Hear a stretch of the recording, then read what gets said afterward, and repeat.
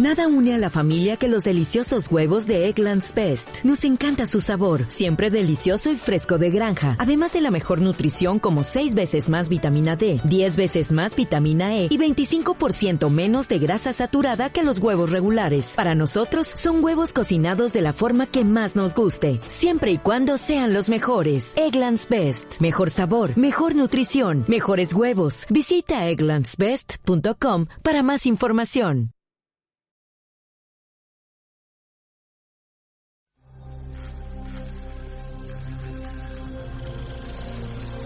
Desde las partículas subatómicas hasta el sistema solar y desde nuestro planeta hasta las profundidades del cosmos, hallamos siempre los mismos elementos diseminados por todas las estrellas y por todas las galaxias. La materia común lo forma todo, incluso a todos nosotros y lo que nos rodea.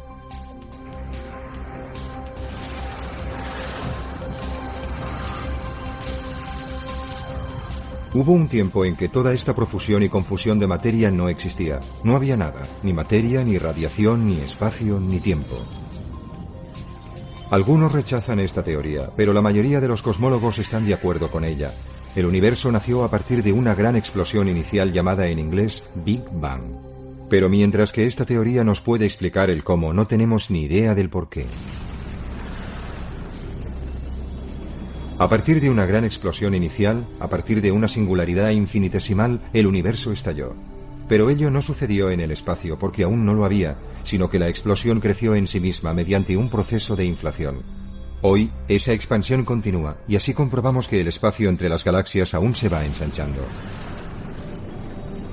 El Big Bang sucedió hace unos 14.000 millones de años. En la primera trillonésima de segundo, el tiempo, el espacio y la materia crecieron cientos de millones de veces, hasta ocupar solo un volumen inferior al tamaño de un átomo. Entonces, en apenas otro instante, y de manera más sorprendente, volvieron a crecer y ocuparon ya tanto espacio como una galaxia. El universo era una sopa, tan caliente que la energía generó la materia y la antimateria como partículas con una gran masa. Al desintegrarse en partículas más ligeras, la materia triunfó sobre la antimateria con una abundancia proporcional de 1 entre 1000 millones, que fue lo suficiente como para crear el cosmos que conocemos. Por entonces, la temperatura ya había decrecido a 1 billón de grados centígrados. Cuando esta era terminó, el universo tenía apenas 10 millonésimas de segundo de edad. Los físicos simulan esa era mediante unos sistemas de aceleración de partículas. En ellos, 2 anillos aceleran las partículas llamadas iones pesados en direcciones opuestas. En las intersecciones entre los anillos, a una velocidad cercana a la de la luz, los haces de iones chocan con una enorme energía, produciendo lluvias de partículas subatómicas. Este acelerador, situado en el Laboratorio Nacional de Brookhaven, en los Estados Unidos, tiene 4 kilómetros de diámetro. Dentro, durante solo un instante, se alza el telón del universo primigenio. Estamos en un plasma de partículas subatómicas, de quarks y gluones. 1 milésima de segundo después de la gran explosión o Big Bang, los quarks y los gluones formaron los protones y los neutrones. Y entonces, al cabo de solo un segundo, y con una temperatura de 1000 millones de grados, los protones y los neutrones formaron los núcleos atómicos. 3 minutos después aparecieron ya los primeros elementos como el hidrógeno, el helio y un poco de litio.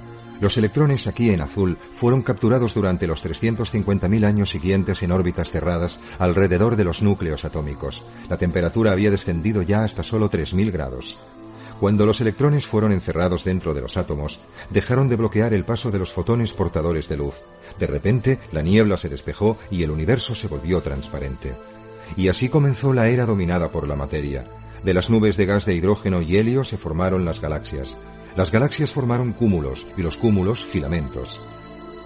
Y así ha seguido hasta ahora, siempre en expansión, enfriándose poco a poco. Esta expansión es la principal prueba que apoya la teoría del Big Bang. Pero aún hay más. 350.000 millones después de la gran explosión inicial, justo cuando el cosmos se hizo visible, una radiación impregnó todo el universo. Se la conoce como la radiación del fondo de microondas. Fue descubierta por casualidad en el año 1965 como un débil silbido. Esta antena lo captaba en todas las direcciones del cielo. Cuando esta radiación fue emitida, el universo se había enfriado desde casi un calor infinito a apenas 3000 grados de temperatura. Se originó como una radiación ultravioleta, pero su frecuencia se fue desplazando hasta las microondas a medida que el universo se expandía y se enfriaba. Actualmente la temperatura cósmica está justo por debajo de los 270 grados centígrados bajo cero.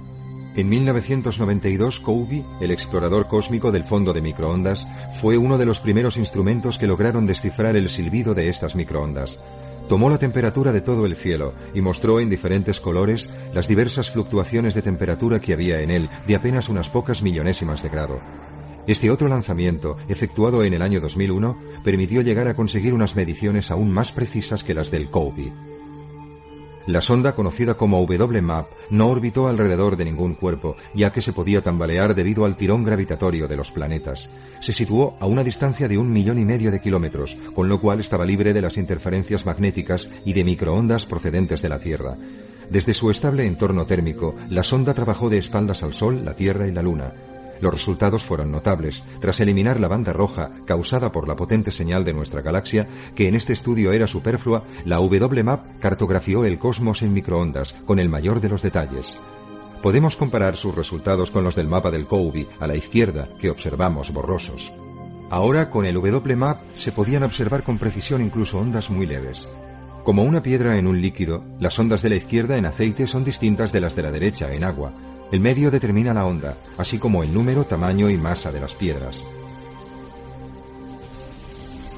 Estas ondas son como las variaciones de la densidad en el universo primitivo.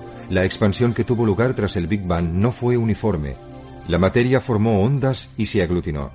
El mapa de temperaturas de la sonda WMAP reveló esos aglutinamientos. Aquí estaban las semillas de las estructuras a gran escala del universo.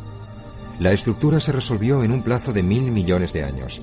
Las galaxias se apiñaron en torno a filamentos incorpóreos. Entre ellas, el vacío del espacio fue creciendo continuamente. Y nacieron las estrellas. En todo el universo se hizo la luz. Por todas partes el gas se condensaba y se calentaba para iniciar la fusión nuclear.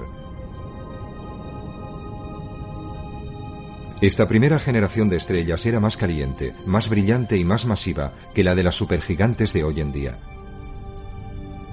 Ahora, varias generaciones después, las galaxias se agrupan en supercúmulos allí donde se cruzan los filamentos. Esta estructura celular ha sido determinada por las fluctuaciones que se dieron en la densidad del universo recién creado, tal como se ha podido detectar gracias a la radiación de fondo de microondas. El universo está formado por aproximadamente 50.000 millones de galaxias. La mayoría de ellas son gregarias y las vemos desde en grupos de unas pocas docenas a cúmulos de millares. Estrechamente ligadas por la gravedad, una de las más masivas es este cúmulo de galaxias.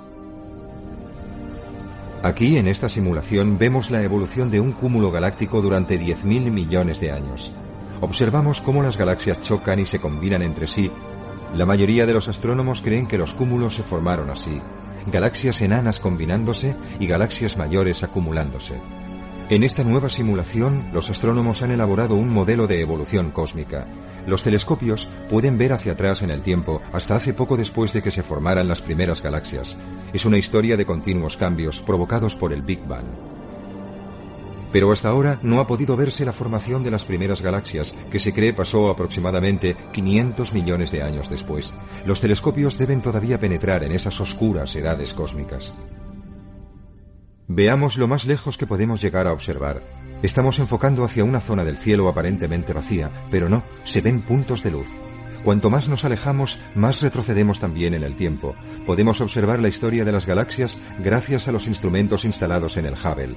Es como perforar y coger muestras de un trozo del cosmos en un punto específico del cielo. Tras realizar unas 800 exposiciones diferentes, esta es la imagen óptica más profunda que se ha obtenido jamás. El telescopio espacial Hubble nos mostró en ella casi 10.000 galaxias. 100 de los puntos más pequeños son las galaxias más distantes, que ya estaban formadas 800 millones de años después del Big Bang. Las galaxias con una forma irregular se formaron en épocas muy primitivas, cuando el universo era más caótico. En contraste, situada más cerca y con una edad mucho más joven, vemos en primer plano una galaxia espiral, ahora bastante común. El universo tiene muchos misterios, y uno de ellos es por qué se desarrolló la vida. Esta cadena de galaxias es otro enigma. Los astrónomos afirman que se formó hace 11.000 millones de años. ¿Cómo pudo desarrollarse una estructura tan masiva tan pronto? Este hecho desafía nuestra comprensión actual de la evolución cósmica.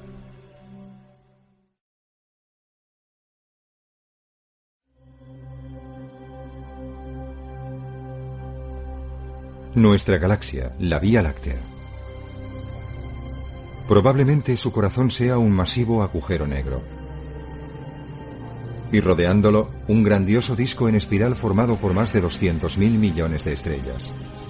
Una multitud estelar en órbita alrededor del centro galáctico. El Sol es una de esas estrellas con su propia familia de planetas. Se halla casi a 2/3 de distancia del centro galáctico. Nuestra perspectiva de la galaxia comienza aquí, desde el tercer planeta a partir del Sol.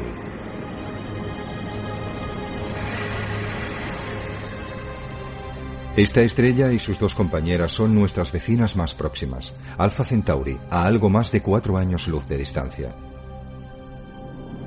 La siguiente es la llamada estrella de Barnard, una enana roja situada a algo menos de 6 años luz de distancia. Sirio se encuentra a 8,6 años luz. Un año luz es la distancia que la luz recorre en un año. Desde aquí, en Arturo, la luz tarda 37 años en llegar hasta nosotros. Incluso a 300.000 kilómetros por segundo, la luz de esta estrella doble, Capella, está en camino hasta nosotros durante 43 años. Castor, a 52 años luz de distancia. 3 pares de estrellas que se orbitan mutuamente. Mizar, otra estrella doble con Alcor en el fondo, está a 59 años luz de la Tierra. A 95 años luz vemos a Algol, una estrella binaria eclipsante. Una estrella similar es Beta Lyrae, que se halla a 300 años luz de distancia. En ella, sus dos estrellas extraen gas mutuamente en espiral a través del espacio. A pesar de la gran distancia que nos separa, estas estrellas son nuestras vecinas en la inmensidad de la Vía Láctea. Desde la Tierra vemos solo el perfil de nuestra galaxia. Desde fuera podemos darnos cuenta mejor de la escala de nuestra propia galaxia, de unos 20.000 años luz de grosor y unos 100.000 años luz de largo. Esta galaxia, M83, es similar. En sus brazos espirales se distinguen áreas de color rosado, donde nacen estrellas. En nuestra propia galaxia, una región así la hallamos en la nebulosa de Orión. Allí, calientes estrellas recién nacidas hacen brillar intensamente el gas circundante. Serían como guarderías estelares con nubes de hidrógeno que se colapsan por su propio peso, elevando su presión y su temperatura. Cuando el núcleo de una nube adquiere suficiente temperatura, se inicia el proceso de fusión nuclear y nace una estrella. Podemos encontrar otra incubadora estelar en la nebulosa del Águila, con sus famosas columnas de la creación. Esta columna tiene 4 años luz de altura, un dedo de denso hidrógeno molecular bañado en la luz ultravioleta de estrellas recién nacidas. Mientras la radiación erosiona lentamente la columna, nuevas estrellas se generan en los glóbulos más densos del interior. El nacimiento de nuevas estrellas genera vientos estelares. En la nebulosa Rosetta, sus estrellas más jóvenes y brillantes están limpiando su centro. Aquí, el soplido de unas nuevas estrellas ha formado una burbuja de gas de 400 años luz de diámetro. Tan solo el viento estelar de una estrella joven y caliente ha sido necesario para formar la nebulosa burbuja. Este oscuro envoltorio en la constelación de Escorpión ha sido ahuecado por potentes vientos que emanan de estrellas recién nacidas. Los cúmulos de estrellas más viejas también limpian su entorno, empujando al gas y al polvo hacia el medio interestelar. Las Pléyades son estrellas jóvenes que todavía se están desembarazando de la tenue nebulosa de gas que las envolvía. La palabra nebulosa proviene de nube. Las estrellas nacen en nebulosas, desde las enanas rojas a las supergigantes. Cuanto más masiva es la estrella, mayor es su hambre y menor la duración de su vida. Nuestro Sol es una estrella de tamaño medio con una esperanza de vida de unos 10.000 millones de años y no está ardiendo como algunos creen. En realidad, en su núcleo, un reactor nuclear se está convirtiendo continuamente el hidrógeno en helio. Gracias a esta reacción, a casi 15 millones de grados, la fusión nuclear desintegra 4 millones de toneladas de masa cada segundo y la convierte en la energía que hace que el Sol brille. Pero un día, cuando se acabe el hidrógeno del núcleo, el Sol cambiará de color y se parecerá a la estrella rojo-anaranjada de este cúmulo. Aquí hay varias, se denominan gigantes rojas. Una gigante roja es una estrella moribunda. Una vez consumido el hidrógeno de su núcleo, la estrella se expande hasta alcanzar unas 100 veces su tamaño original, expulsando grandes cantidades de gas. La nebulosa de la Hélice es un buen ejemplo. Aquí hay más. Las que tienen forma de anillo se denominan nebulosas planetarias porque a través de un pequeño telescopio parecen planetas alrededor de una estrella. Dentro de 5.000 millones de años, este será el destino del Sol. Cuando se acabe el hidrógeno del núcleo, el Sol perderá estabilidad y crecerá. Primero abarcará Mercurio y después Venus. En lo más profundo de su interior, el helio se fusionará para producir carbono. Grandes capas de gases serán arrojadas convulsivamente al espacio. El Sol será una gigante roja. La Tierra probablemente sobrevivirá, pero quedará totalmente abrasada. Finalmente, al expulsar sus capas externas, aparecerá el núcleo colapsado del Sol, un moribundo rescoldo, una enana blanca. Una estrella modesta como nuestro Sol tiene una duración bastante larga si la comparamos con la de una estrella más masiva. Aquí tenemos al Sol, a escala, junto a una estrella con una masa varias veces más grande. La vida de una estrella así comienza, como en el caso del Sol, convirtiendo su hidrógeno en helio. Cuando el hidrógeno se acaba, el helio se funde en carbono. La reacción que alcanza los 100 millones de grados es la fuente principal de energía en la rápida e intensa vida de una estrella gigante. Pero esta gigante, como el Sol, expirará también como una enana blanca. Solamente las supergigantes tienen un final diferente. Esta tiene 15 veces la masa del Sol. Al igual que las estrellas de menor masa, también empieza convirtiendo el hidrógeno en helio. Cuando el hidrógeno se acaba, también el helio reacciona produciendo carbono. Pero después, el carbono se fusiona para dar lugar a neón y magnesio, y cuando estos se agotan, se van generando elementos cada vez más pesados. A más de 3.000 millones de grados, cuando se fusiona finalmente el hierro, termina el juego. La explosión es de tipo supernova. Puede ser tan brillante como una galaxia entera, una brillante expulsión de escombros estelares. En su interior más profundo, sin embargo, queda un remanente de emisión que aún radia. Compactado en menos de 20 kilómetros de diámetro, un grano de este material pesa 1.000.000 de toneladas. El núcleo de la supergigante se ha convertido en una estrella de neutrones, un púlsar que gira muy rápido, muchas veces por segundo, alrededor de su eje. La nebulosa del Cangrejo es una reliquia de supernova. El estallido que la produjo fue observado por los chinos en el año 1054. En el corazón del Cangrejo, unos anillos de materia todavía emanan de su estrella de neutrones, como se ve en esta secuencia de imágenes del telescopio espacial Hubble. En esta simulación de la estrella de neutrones del Cangrejo, la vemos expulsando materia, la cual forma una especie de anillo a su alrededor, similar a una rosquilla. Aquí vemos cómo la materia de una estrella ordinaria es absorbida por una estrella de neutrones.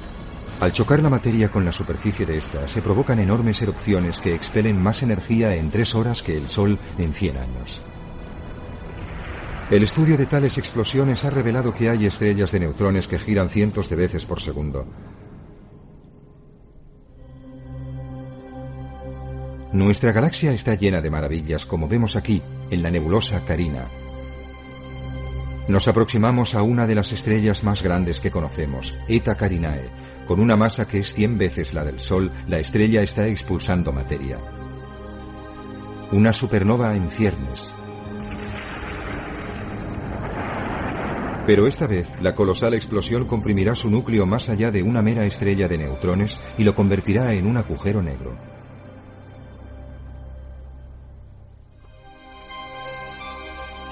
Las supernovas son la sangre de nuestra galaxia. Sus restos y ondas de choque ayudan a crear estrellas como el Sol. Sus elementos químicos están en todos los planetas y en cada uno de nosotros.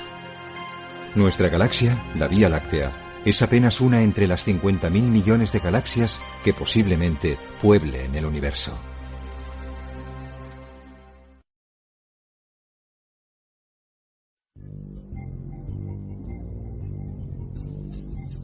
Este telescopio aún no ha sido construido, ni siquiera se ha decidido su ubicación. Pero cuando entre en funcionamiento, su aguda visión podría revolucionar nuestra percepción del universo. Hasta que llegue ese momento, el telescopio de mayor alcance está aquí, en una desértica cima montañosa en Chile, en América del Sur. Las 4 unidades del telescopio llamado VLT. Este telescopio está cuidadosamente emplazado bajo un cielo muy transparente con el fin de optimizar su capacidad de visión. Los observatorios necesitan sitios secos y altos por encima de las nubes. Las Islas Canarias y las Islas Hawái son lugares apropiados para ello, debido a que el océano estabiliza su atmósfera. Cuanto menores son las perturbaciones atmosféricas, más definida es la imagen. El otro factor vital es un cielo que sea lo más oscuro posible. Es por ese motivo que los observatorios están ubicados en enclaves muy alejados de la contaminación lumínica y ambiental de las ciudades. Al incrementarse la iluminación de nuestro planeta, cada vez es más difícil hallar buenos emplazamientos para telescopios. Un telescopio imita al ojo. Al pasar la luz de un objeto a través de la lente que forma el ojo, su imagen se forma al quedar enfocada en la parte posterior, en la retina. La imagen entonces pasa al cerebro para ser procesada. Abriéndose como una flor, este es el espejo primario de un telescopio astronómico. Recoge la luz como la lente de un ojo. El espejo se monta sobre la base del telescopio, que no es un tubo, sino una estructura robusta perfectamente alineada con la óptica. El telescopio Keck en Hawái, en vez de tener un único disco de cristal, su espejo primario está formado por un mosaico de 32 espejos con forma hexagonal que forman en combinación un espejo mayor de 10 metros de diámetro. Pero, ¿cómo funciona un telescopio? La luz del cosmos se recoge en el espejo primario, desde donde rebota a un espejo secundario. Desde allí, la luz vuelve de nuevo atrás y pasa a través de un pequeño agujero en el espejo primario hasta alcanzar el punto de enfoque en la parte posterior. Este es su foco primario. El foco primario está siempre tras el espejo primario, pero puede haber otra posición focal. Tras rebotar la luz desde el espejo primario al secundario, desde este se envía a un tercer espejo que la desvía a un nuevo punto focal situado a un lado. Se llama foco Naismith y es el que vemos que se emplea aquí. Permite el uso de instrumentos más grandes y más pesados sin desequilibrar el telescopio. El punto focal es como nuestra retina, y donde se procesan las imágenes y se controla el telescopio, hace la función de nuestro cerebro. Un gran telescopio moderno como el Keck se mueve gracias a una sencilla montura relativamente ligera. Su motor se controla por ordenador y es muy complejo y rápido. Pero un viejo telescopio como este tiene un motor simple y una montura muy pesada. El telescopio anglo-australiano es igual, una gran montura ecuatorial en una cúpula enorme. Esta es la montura ecuatorial más robusta que se ha construido hasta ahora. La última de su clase, el Hale, de 5 metros, se encuentra en una cúpula de 1000 toneladas de peso en el Monte Palomar, en California. Pero el Keck, con una cúpula más pequeña y un espejo que tiene el doble de tamaño, ha permitido un diseño más ligero de su telescopio. En el cercano telescopio Géminis llegaron aún más lejos, con una cúpula que se abre por completo. Así la temperatura del aire del interior y del exterior se iguala en menos tiempo. Esta estabilidad atmosférica es esencial para observar con nitidez el cielo.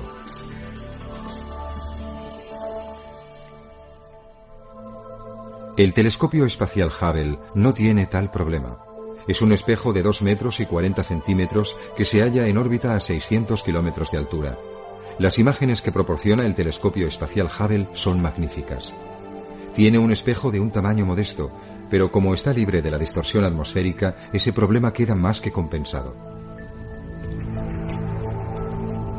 El Hubble fue lanzado al espacio en el año 1990 a bordo del transbordador espacial.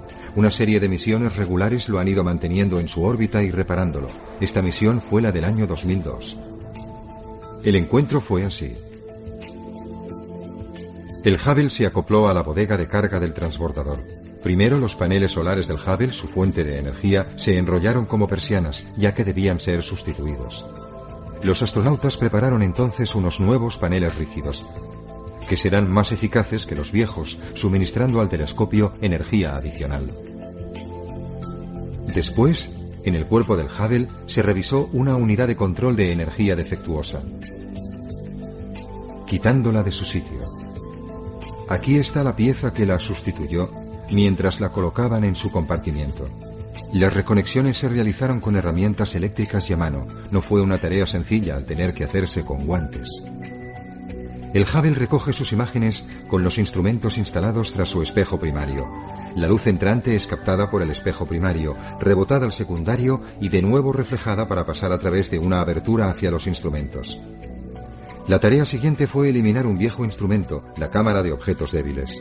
Descargada de la bodega de carga, tenemos la nueva cámara ACS, una cámara avanzada que se instala en el compartimiento que se ha quedado vacío. El trabajo final fue sustituir un refrigerador defectuoso en un instrumento denominado NICMOS. NICMOS es el acrónimo en inglés de cámara de infrarrojos cercanos y espectrómetro multiobjeto. Con nombres como ese, ¿a quién se le ocurriría ponerle a un refrigerador el nombre de refrigerador? Trabajo finalizado. Una vez acabada la misión, se trasladó al Hubble a una órbita más alta y se le dejó flotando en el espacio. Echemos un vistazo a estas imágenes del NICMOS y a estas del ACS.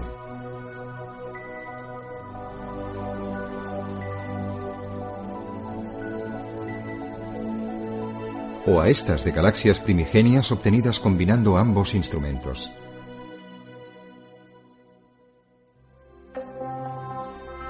Pero la astronomía desde la superficie terrestre está ganando terreno. Este espejo de 20 toneladas es uno de los 4 que tiene el VLT, el gran telescopio ubicado en Chile. Tiene 8,2 metros de diámetro, 17 centímetros de grosor y está pulido con una precisión de solo 10 nanómetros de error como máximo. Y para mantener su curvatura exacta, cada espejo tiene 150 soportes minúsculos controlados por ordenador que mantienen la forma óptima de la superficie reflectora. Al pivotar cada espejo para seguir el cielo, los soportes inteligentes compensan el desplazamiento del peso.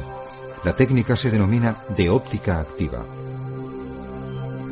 Otro problema de los telescopios es la distorsión de la luz que nos llega desde el espacio al cruzar nuestra turbulenta atmósfera. El resultado son imágenes estelares turbias. El VLT tiene la solución en unos motores situados bajo cada espejo secundario. Detectan la luz distorsionada entrante y deforman la superficie del espejo para compensar la distorsión. Los haces de luz ondulados se enderezan como si la atmósfera sobre el telescopio estuviera perfectamente inmóvil. Las imágenes de VLT son muy nítidas. Anteriormente, tal definición solo podía alcanzarse con un instrumento espacial como el Hubble. Comparemos estas imágenes de la misma estrella. Esta fue obtenida con el Hubble y esta con el VLT. Gracias a su óptica adaptativa, el VLT está consiguiendo imágenes desde la Tierra con la misma calidad que si fueran hechas desde el espacio.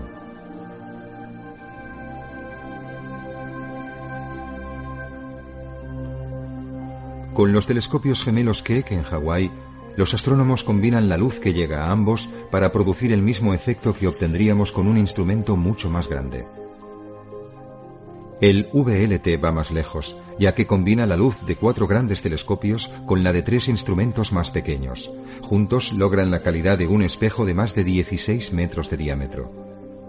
El ojo de un gigante.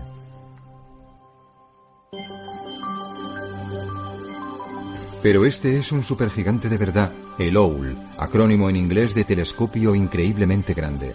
Será un ojo hacia el cielo de 1 centenar de metros de diámetro. El OWL es un proyecto internacional todavía en fase de planificación, tan grande y tan ambicioso que aún no se conoce su futuro emplazamiento. Será capaz de ofrecernos imágenes de planetas alrededor de otras estrellas. Verá el nacimiento de las galaxias más antiguas. El OWL puede ser tan importante para la ciencia como lo fue el primer telescopio de Galileo.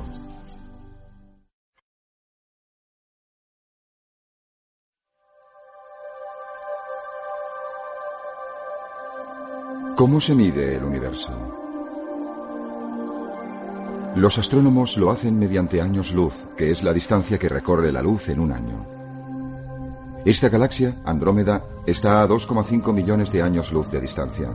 Su luz tarda 2,5 millones de años en llegar hasta nosotros. Nuestra propia galaxia, la Vía Láctea, tiene 100.000 años luz de diámetro. Pensemos en eso. En un año, la luz recorre 9,5 billones de kilómetros. Tales distancias solamente tienen sentido expresadas como años luz. Nuestro Sol, por ejemplo, está a 30.000 años luz de distancia del centro galáctico. Pero la primera clave para conocer la escala del cosmos la tenemos muy cerca. Es el diámetro de la órbita de la Tierra alrededor del Sol, que mide casi 300 millones de kilómetros. Esta figura nos ayuda a calcular la distancia a las estrellas vecinas. También su color y su masa. Además, su brillo intrínseco verdadero comparado con su brillo aparente.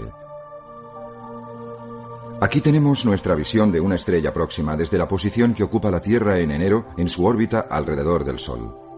Mientras va avanzando nuestro planeta en su órbita, la estrella parece desplazarse con respecto a las estrellas de fondo, mucho más lejanas. Desde el otro lado de la órbita, en julio, el movimiento de la estrella se puede medir fácilmente. Calculando el desplazamiento de la estrella y el diámetro de la órbita de la Tierra, podemos saber por simple trigonometría la distancia que nos separa de la estrella. La técnica se llama paralaje estelar. Funciona en estrellas alejadas de nosotros hasta algunos cientos de años luz, pero esa distancia es pequeña comparada con el tamaño de la galaxia y con el halo de cúmulos globulares que la rodean. Un cúmulo globular contiene hasta 1 millón de estrellas. En ellos, las estrellas se agrupan cerca de su núcleo 1000 veces más que en nuestra área de la galaxia, y estas estrellas son ya muy viejas. La más antigua podría tener entre 11 y 13.000 millones de años de edad, es decir, sería anterior a la evolución de nuestra galaxia. Las manchas azules son galaxias satélite de la Vía Láctea. Visibles a simple vista desde el hemisferio sur, son la pequeña y la gran nube de Magallanes. Ambas son ricas en estrellas jóvenes y muy luminosas. Esta es la gran nube de Magallanes. En ella, en 1987, tuvo lugar la muerte de una estrella que tenía una gran masa. Un fogonazo de una supernova. De hecho, la explosión se calcula que ocurrió en realidad hace 160.000 años, ya que sabemos que dicha galaxia se halla a 160.000 años luz de distancia. Estas son las consecuencias, el eco de luz de esa supernova. La nube pequeña de Magallanes está algo más alejada. Ambas pertenecen a nuestro grupo local de galaxias. Otros miembros menores son la galaxia ICE 5152, una galaxia enana llamada Leo 1, y NGC 6822, otra galaxia enana. Todas ellas forman un cúmulo alrededor de nuestra propia galaxia y de las nubes de Magallanes. Otras se sitúan cerca de Andrómeda, la mayor galaxia de nuestro grupo local.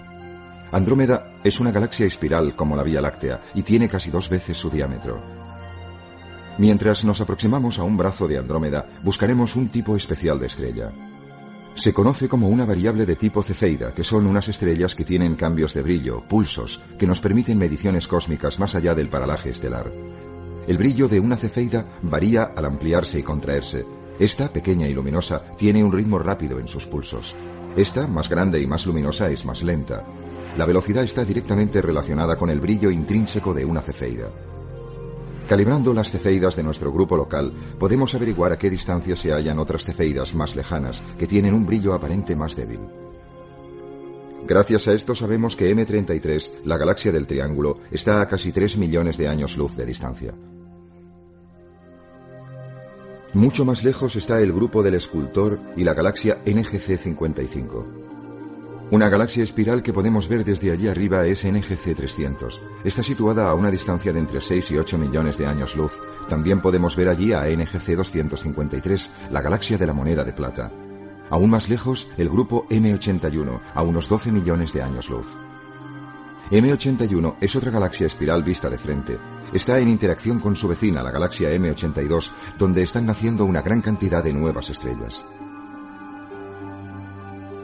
Las variables cefeidas sitúan esta galaxia NGC 4945 a 13 millones de años luz. Más allá está Centauro A, la galaxia más grande en el grupo del Centauro.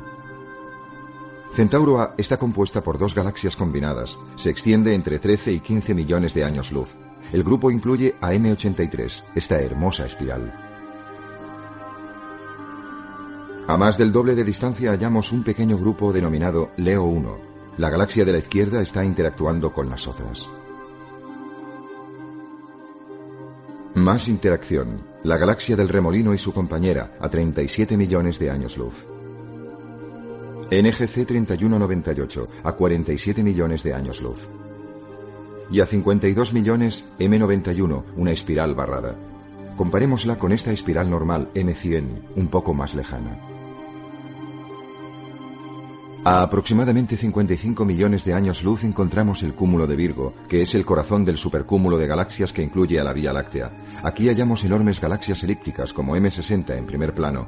Con 50 veces más estrellas que nuestra galaxia, esta es M87, una gigantesca galaxia elíptica. Aún más lejos, el cúmulo de Fornax, a 60 millones de años luz, que contiene esta notable galaxia espiral barrada. Las variaciones de las cefeidas no pueden verse más allá de esta galaxia a 98 millones de años luz. Para seguir con las mediciones precisaremos usar un nuevo sistema. Conocíamos la distancia a su galaxia gracias a una cefeida cuando estalló allí una estrella. Y ocurrió lo mismo aquí. Ambas galaxias están a 39 millones de años luz. Las explosiones fueron supernovas del tipo 1A, nuestro nuevo instrumento de medida. Estas explosiones ocurren cuando una enana blanca absorbe materia de una gigante roja. Cuando la enana alcanza 1,4 veces la masa del Sol, la detonación resultante tiene un brillo intrínseco muy característico. Calibrando el brillo de las supernovas del tipo 1A cercanas gracias a las cefeidas, podemos medir la distancia a tales explosiones cuando se producen hasta 100 veces más lejos. Las mismas nos han confirmado que las galaxias del supercúmulo de Hydra Centauro se encuentran situadas a una distancia de entre 150 y 160 millones de años luz. El cúmulo de Coma está a 320 millones de años luz. Y el cúmulo de Hércules a 500 millones.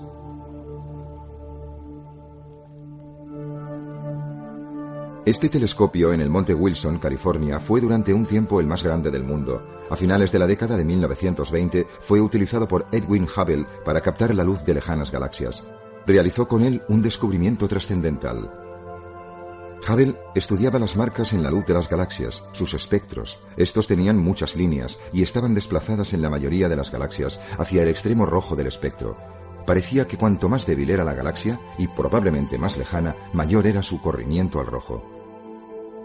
Hubble se dio cuenta de que el universo se ampliaba, y que era el espacio, no las galaxias, el que se estaba expandiendo. Al expandirse el espacio, la luz de las galaxias se desplaza hacia el extremo rojo del espectro.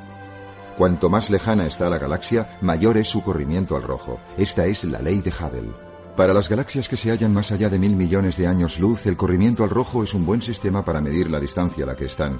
Este sistema permite situar a este cúmulo galáctico a 1400 millones de años luz y este a 2200 millones. Y este cúmulo está a cerca de 5000 millones. Otro cúmulo a 9000 millones de años luz. Estas imágenes de las profundidades proceden del telescopio espacial Hubble.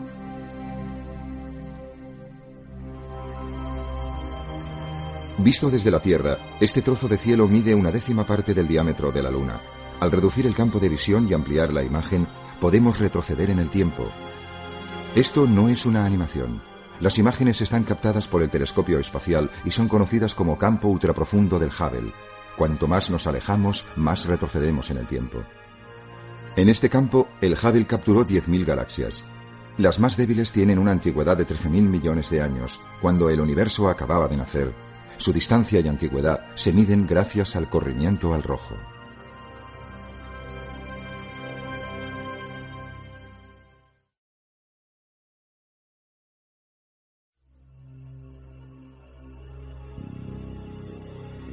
El cosmos en rayos X. Longitudes de onda que son capaces de ver lo que la astronomía óptica es incapaz. Los rayos X nos revelan los puntos calientes del universo, gases alrededor de agujeros negros supermasivos, galaxias en colisión, supernovas, catástrofes estelares.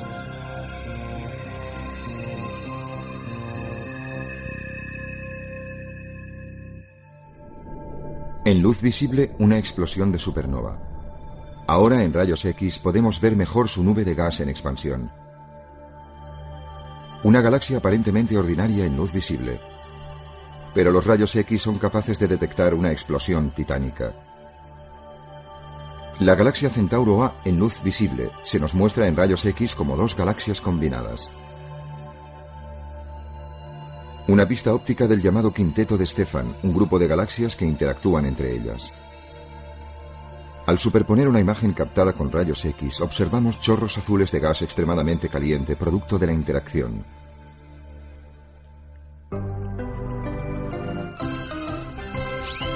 La luz visible u óptica nos llega en longitudes de onda que nuestros ojos pueden ver.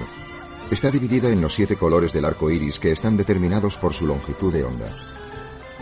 El violeta tiene la longitud de onda más corta, el rojo la más larga. Pero la luz óptica es solo el tramo visible en una enorme franja de radiación invisible denominada espectro electromagnético. A la izquierda, más allá del violeta, está la radiación ultravioleta. Más hacia la izquierda están los rayos X y las longitudes de onda más cortas, los rayos gamma. A la derecha, más allá del rojo, se extiende el infrarrojo hasta las longitudes de onda de radio más largas. Lo único que puede ver el ojo humano es la luz visible, una fracción minúscula de toda la radiación. Comenzando aquí, por la luz visible, vemos M51, la galaxia del remolino. Ahora observamos a M51 en ondas de radio, lo invisible se hace visible. Ahora en el infrarrojo, que destaca las nubes frías de gas y polvo. La radiación ultravioleta localiza las calientes estrellas jóvenes. Y finalmente los rayos X localizan los gases más calientes de M51.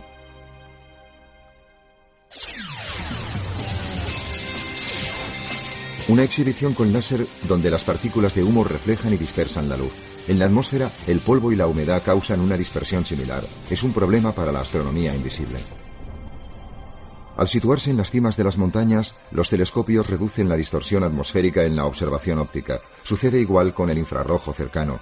Sobre las nubes no hay vapor de agua que disperse su radiación. Más abajo, la única radiación que se puede conseguir es la de la luz visible y la de las ondas de radio.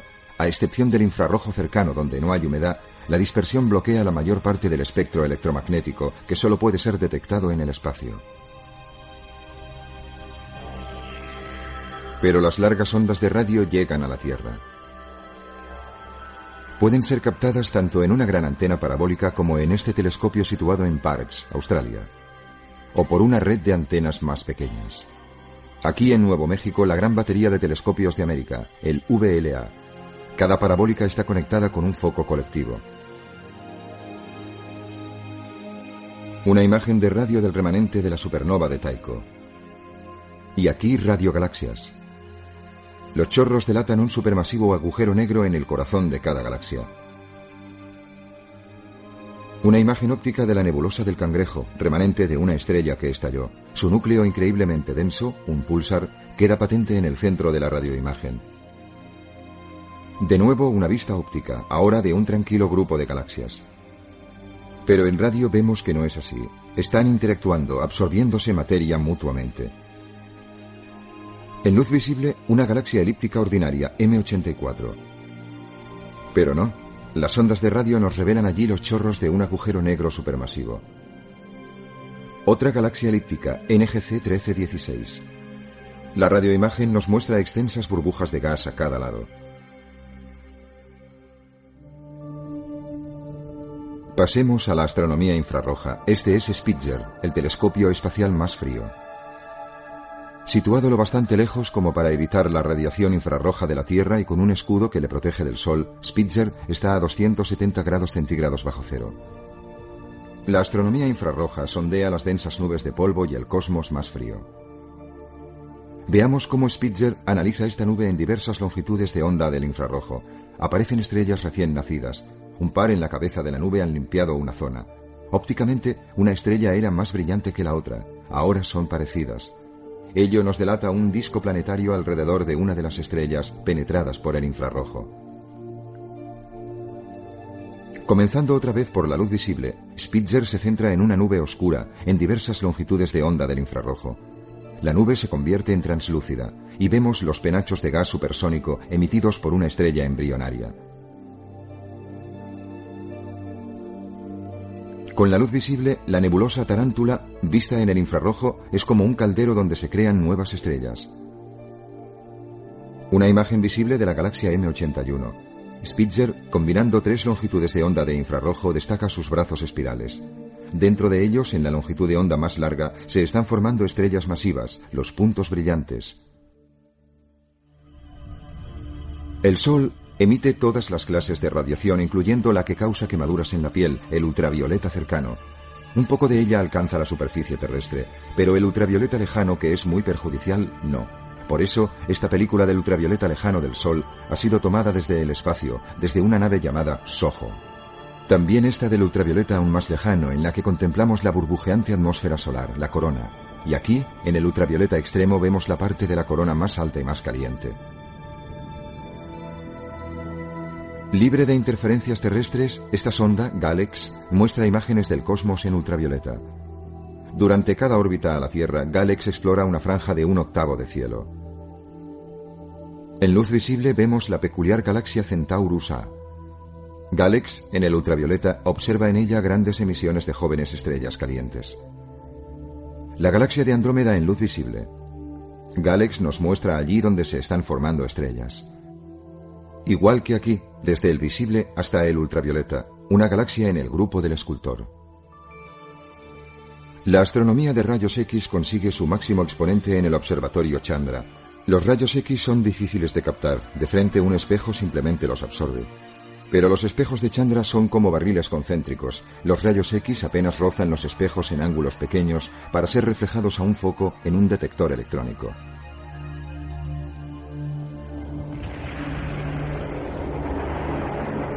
Tras una supernova, Chandra nos ofrece las ondas del gas en expansión. Brillan intensamente en rayos X.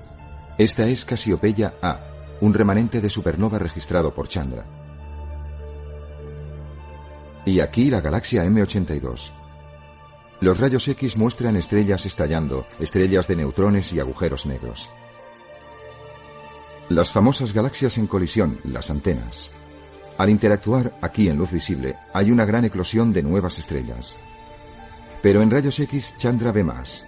Un torbellino de estrellas que estallan, de estrellas de neutrones, de agujeros negros y de gas a 100 millones de grados. Hay un agujero negro en esta galaxia, Perseus A. Revelado por Chandra, el punto blanco en el centro es la clave. Estas ondulaciones, causadas por las ondas acústicas en el gas caliente situado alrededor de la galaxia, son un efecto de la materia expulsada cerca del agujero negro. El cosmos en luz óptica. Y ahora sintamos los rayos gamma y veamos las más grandes explosiones del universo. Una de ellas fue detectada por una sonda espacial que observaba el Sol. Se denominan explosiones de rayos gamma, GRBs en su acrónimo inglés. De media suceden una vez cada día. Se cree que son causadas por hipernovas. Una estrella supergigante inmensa se queda de pronto sin combustible. Su núcleo se colapsa y forma un agujero negro. Entonces, unos poderosos chorros de materia son arrojados desde su disco circundante, que arremeten contra la superficie estelar. Con un agujero negro supermasivo en su interior, todo termina. Una explosión de rayos gamma. La explosión brilla como un trillón de soles, y solo se detecta por su radiación gamma, la más energética de todo el espectro electromagnético.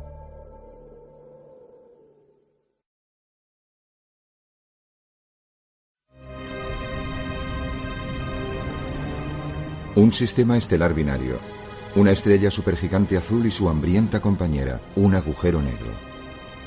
Implacablemente la materia de la desgraciada gigante va siendo absorbida lentamente. El agujero negro es un objeto tal que nada escapa a su voraz gravedad, ni siquiera la luz. Al arremolinarse la materia de la estrella compañera en el disco de acrecimiento y tras sobrepasar el horizonte de sucesos, nada puede ya escapar.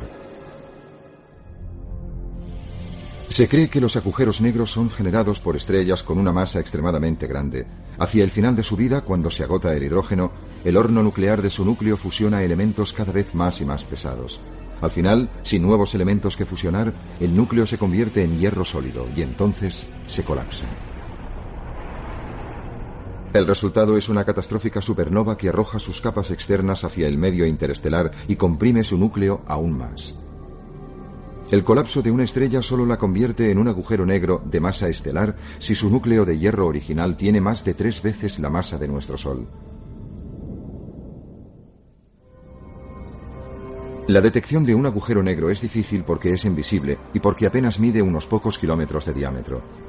Las probabilidades aumentan si el agujero negro está en un sistema binario con sus dos objetos muy próximos, debido a que se pueden detectar los chorros perpendiculares al remolino que giran alrededor del agujero. Al caer en espiral hacia el interior del agujero, algo de materia se salva justo en la frontera, debido a que es arrojada de nuevo al espacio por una onda de choque alrededor del vórtice central. El movimiento de la estrella compañera nos permite pesar a un agujero negro. La mayoría tiene una masa similar a 10 veces la de nuestro Sol. Se cree que el corazón de nuestra galaxia alberga un agujero negro con una masa increíblemente alta. Podría suceder igual en la mayoría de las galaxias.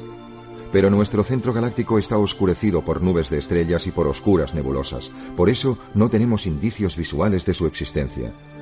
Los rayos X, sin embargo, nos revelan centenares de enanas blancas, de estrellas de neutrones y de agujeros negros de masa estelar. De cerca, 2 extensos lóbulos nos sugieren un masivo agujero negro, justo en el centro. Podría ser así, chorros incandescentes de docenas de años luz al caer la materia en el disco de acrecimiento. Los astrónomos creen que el agujero negro del centro de nuestra galaxia puede tener la masa de 3 millones de soles.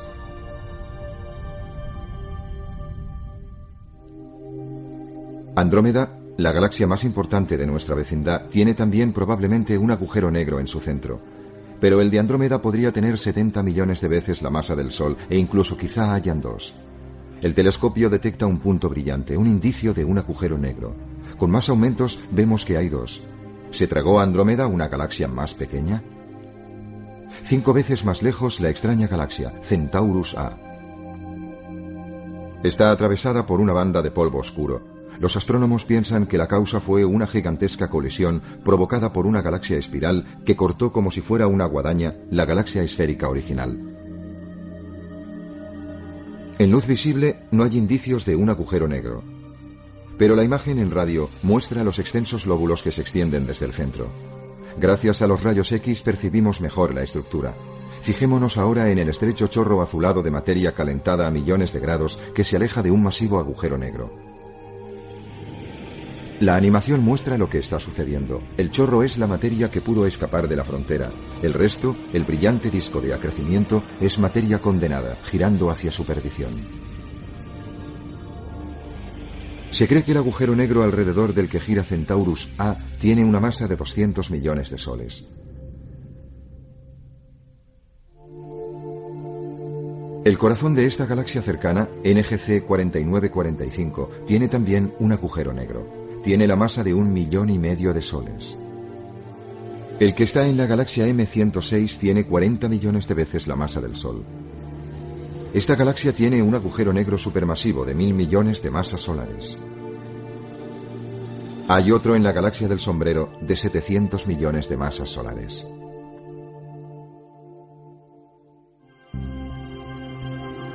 Las galaxias crecen combinándose, y así lo hacen también los agujeros negros masivos situados en sus núcleos. Las galaxias de las antenas son un ejemplo de esta clase de fusiones. En el centro, la fusión ha provocado una gran cantidad de nacimientos de nuevas estrellas, como queda patente en rayos X, estrellas que estallan, estrellas de neutrones, gas a altísimas temperaturas. Todo ello prueba la existencia de agujeros negros.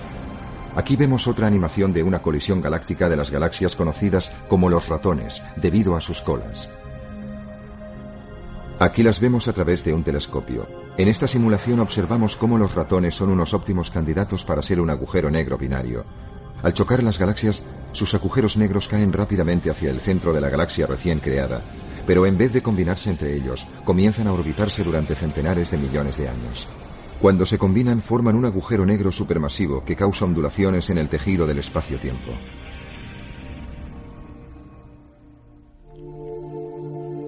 Una galaxia activa generalmente tiene un agujero negro supermasivo. Las imágenes que se obtienen mediante radio nos revelan enormes chorros de energía expelidos del disco de acrecimiento de un agujero negro supermasivo, en M84. En luz visible, otro ejemplo es Virgo A, M87. Es una intensa radiofuente en diferentes longitudes de onda, especialmente la región anaranjada. Ópticamente oscuro, un estrecho chorro sale de su centro. La radioimagen es clara, vemos una corriente de electrones muy energéticos, y en rayos X paquetes acelerados de plasma abrasador. La animación muestra que la fuente de esa energía es la materia del disco de acrecimiento que cae en espiral hacia el agujero negro. Con una masa de 3.000 millones de soles, ese agujero en M87 consume el equivalente de varias tierras cada hora. Las denominadas galaxias Seyfert son galaxias activas con núcleos brillantes. Esta es NGC 4151. Su energía procede del disco que rodea un agujero negro supermasivo. NGC 1316 revela mucho más en la radioimagen, ondas anaranjadas que sugieren un agujero negro con una masa gigantesca en su centro. Igual sucede con 3C31 y sus chorros que emiten en radio en rojo. La radiogalaxia Perseus A. Al pasar de luz visible a rayos X, vemos que el punto blanco central es el disco de acrecimiento de un agujero negro supermasivo. Desde los polos del disco, los chorros abren huecos en el caliente gas circundante. Al precipitarse la materia en el horizonte de sucesos, una parte de ella sale disparada perpendicularmente por la onda de choque del vórtice central. Esos chorros crean los huecos o cavidades. De nuevo en rayos X son claramente visibles en esta imagen de Perseus A. Un par de radiogalaxias en las que probablemente los gigantescos agujeros negros alojados en su interior son la fuente de su energía. Cygnus A. Observamos cómo desde su núcleo, los chorros de materia que escapan a una velocidad cercana a la de la luz crean estos lóbulos. Tales emisiones son una prueba magnífica de la existencia de agujeros negros supermasivos.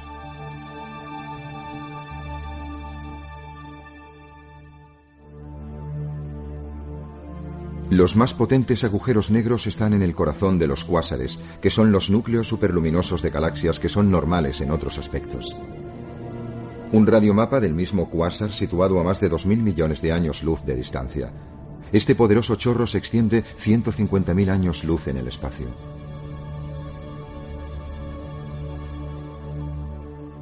Ahora en falso color, en una imagen óptica. El cuásar es conocido como 3C273. Un agujero negro supermasivo en el corazón de un cuásar.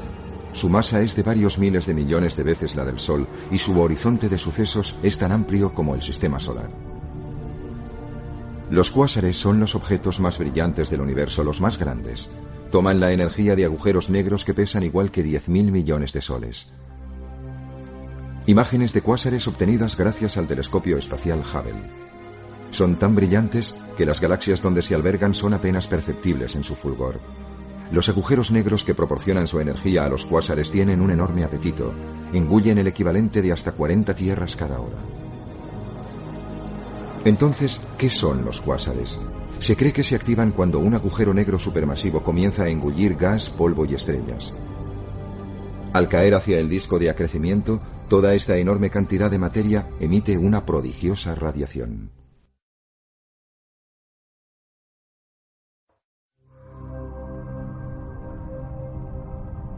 La esfera de nuestro cosmos. Todo lo que sabemos sobre lo que existe en el universo podría ser una simple gota de rocío en una niebla infinita. Sobre unos estrechos filamentos similares a telarañas, podrían existir universos paralelos al nuestro, con su propio tiempo y espacio, pero posiblemente con unas formas de materia diferentes.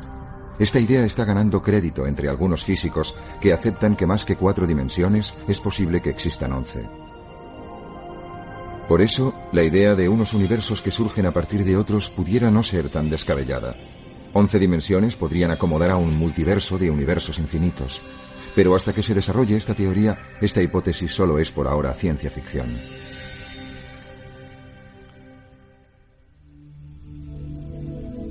Otra teoría es un multiverso de burbujas, siendo cada burbuja un universo que flota libremente, desconectado de los demás. Pero si dos burbujas se tocan, se provocaría una gigantesca explosión, un Big Bang. Un nuevo universo ha nacido, lo que significa que el nuestro pudiera no haber sido el primero.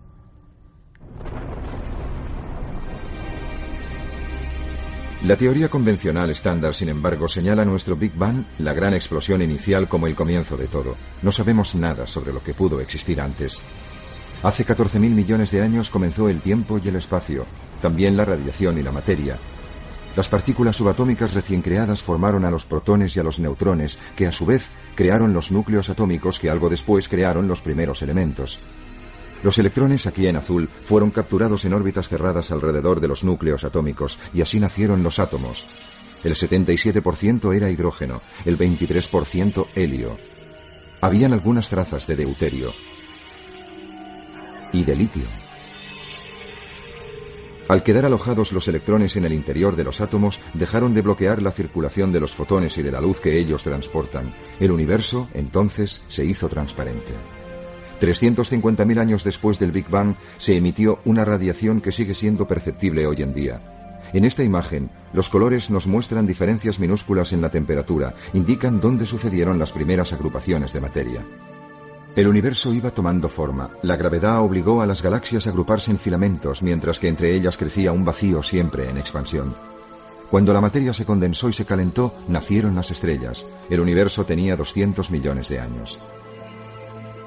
Pero aún se tardó centenares de millones de años de combinaciones, fusiones y evolución para que las galaxias comenzasen a brillar y alinearse tal como están hoy.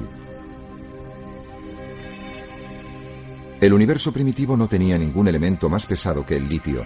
Solo cuando se formaron las estrellas de mayor masa, se crearon nuevos elementos como el hierro. Tras estallar como supernovas, los elementos pesados que habían sido fusionados en los núcleos de las superestrellas fueron lanzados al espacio. Esas explosiones forjaron elementos más pesados incluso, como el uranio. Así las supernovas sembraron el cosmos con los 92 elementos naturales. La mayor parte de la materia que forma la Tierra se originó no en el Big Bang, sino en el interior de estrellas con una masa gigantesca. El aire que respiramos, el agua de nuestros océanos, árboles, plantas, toda la vida animal. Nuestro planeta con sus montañas, rocas, acantilados, los metales para la construcción y la metalurgia. Todo lo que existe alrededor de nosotros está formado por materia, materia hecha de átomos. Pero probablemente exista mucha más materia que la que vemos. Solo el 4% es materia ordinaria, el resto permanece oculto, y se cree que comprende el restante 96% del universo.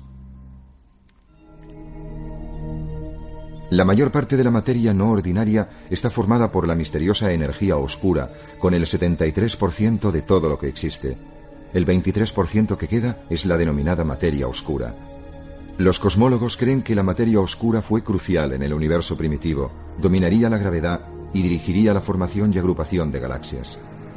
Existe un gran debate al respecto, pero probablemente lo que sucedió es que la materia oscura propició la formación inicial de las galaxias y su agrupamiento en cúmulos y el de los cúmulos en supercúmulos. Pero ¿cuáles son las pruebas de que existe la materia oscura? Dado que es invisible, solo puede ser detectada por la gravedad. La materia oscura podría estar afectando a esta galaxia, haciendo que la parte exterior gire más rápidamente de lo que se supone debería hacer si nos basamos en la materia que podemos ver. Un extenso halo invisible está probablemente acelerando la galaxia. La materia oscura impregna muy probablemente todas las galaxias. No debe ser confundida con las regiones opacas. Estas son simples nubes oscuras de materia ordinaria. La materia oscura de verdad es una poderosa presencia invisible que estira de cada estrella presente en una galaxia.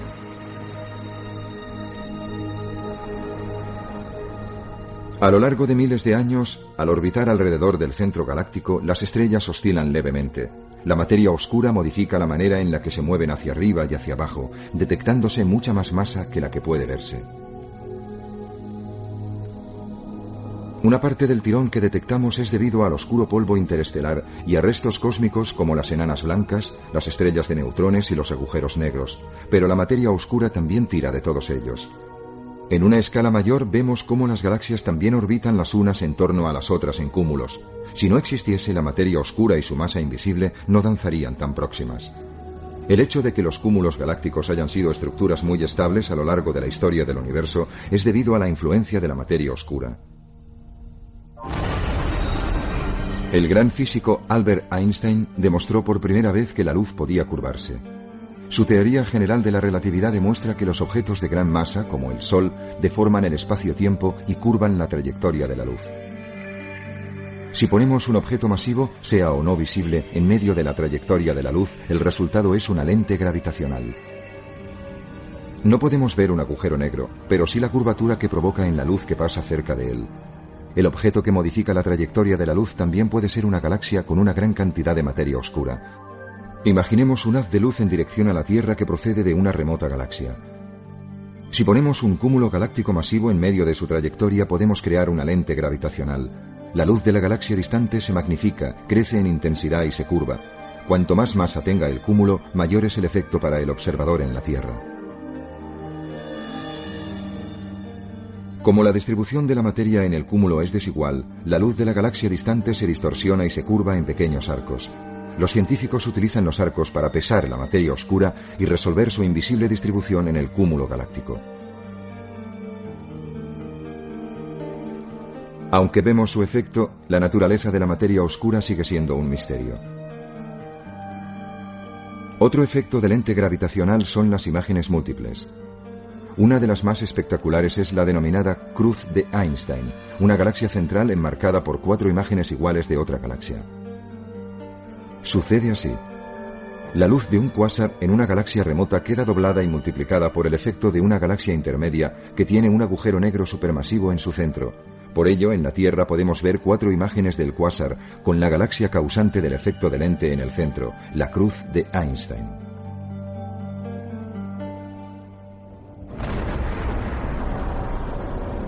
La materia oscura es crucial para determinar el destino del universo, al igual que saber la cantidad total de materia, la denominada densidad crítica.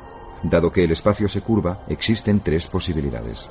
La primera sería la de un universo cerrado, con la cantidad de materia de todos los tipos suficiente como para conseguir que la atracción gravitatoria detenga la expansión del cosmos. Se conoce como la teoría de la gran implosión o Big Crunch. La expansión se convertiría en contracción y el universo desaparecería del mismo modo que nació, pero al revés. La segunda posibilidad es un universo plano donde el espacio tuviera una curvatura cero. En esta teoría, la materia total coincide exactamente con la densidad crítica. Significaría que el universo no tiene ningún límite y que se ampliaría eternamente, pero esa expansión se iría haciendo cada vez más y más lenta. Con un tiempo infinito, la expansión se acabaría por detener. La tercera teoría es la más probable. Con una forma de silla de montar abierta, el universo contendría una cantidad de materia inferior a la densidad crítica. Este universo se expandiría siempre, pero lo haría cada vez más rápidamente, debido al efecto de la energía oscura, una fuerza que actúa de manera contraria a la gravedad. El mapa de la radiación del universo primitivo parece confirmar que la energía oscura forma el 73% del cosmos, la materia oscura el 23% y la materia ordinaria el 4%. ¿Qué deparará el futuro? Las estrellas continuarán formándose y brillando durante billones de años, pero la inexorable expansión supondrá un cosmos cada vez más frío, oscuro y solitario.